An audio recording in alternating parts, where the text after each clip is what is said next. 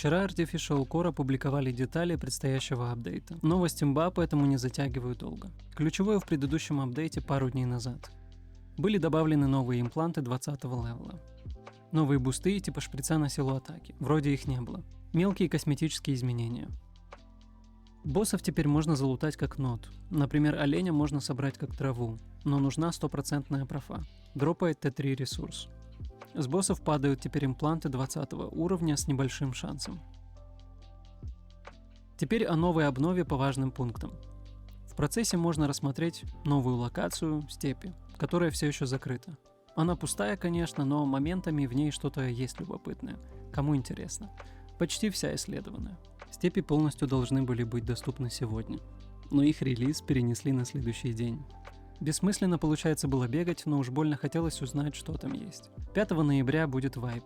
Ранний доступ 26 ноября, как и планировали. Квесты были обновлены и добавлены новые цели. Доступ к ним будет эпизодическим. 5 ноября первый эпизод, 12 ноября второй эпизод, 19 ноября третий эпизод. После запуска раннего доступа они откроют доступ к PTR. Тестовый сервер для проверки обнов, на котором все смогут затестить обновления, вроде как.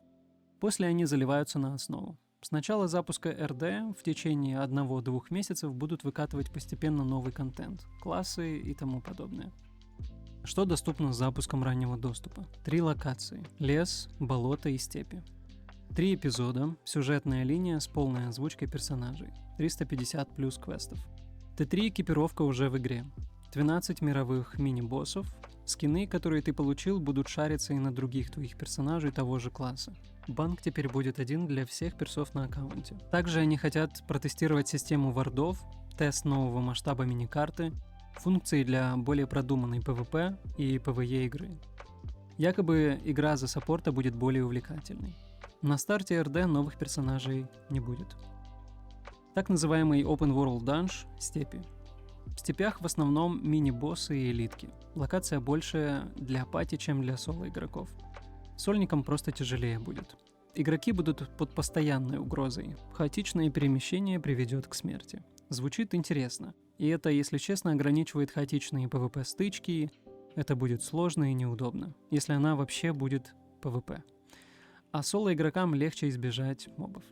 Трупы этих мобов в локе могут дропать Т3 ресурсы. Чем сложнее моб, тем выше шанс дропа. Последние пару месяцев они плотно работали над стабильностью серверов, над оптимизацией базы данных, над критическими ошибками серверов, плавностью смены шардов и так далее. Короче, над тем, чтобы переход между участками карты был плавным и без выбросов, без этих 403 ошибок.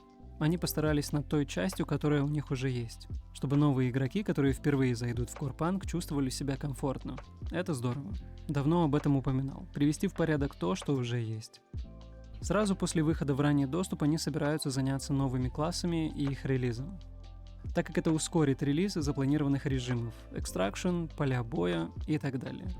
Больше об этом в предыдущем ролике. Помимо этого были вытянуты из файлов некоторые скриншоты того, что появилось после обновы. Рюкзаки. Пока непонятно, либо это размер инвентаря будет, либо они для хранения ресурсов.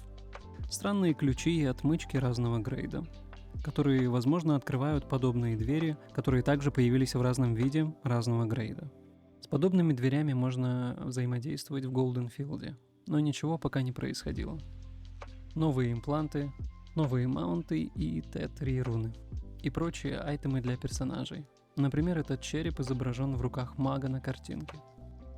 Также они поделились артом новой локации, которая должна быть якобы PvP-PvE инстансом. Тот самый Dark and Darker режим Extraction.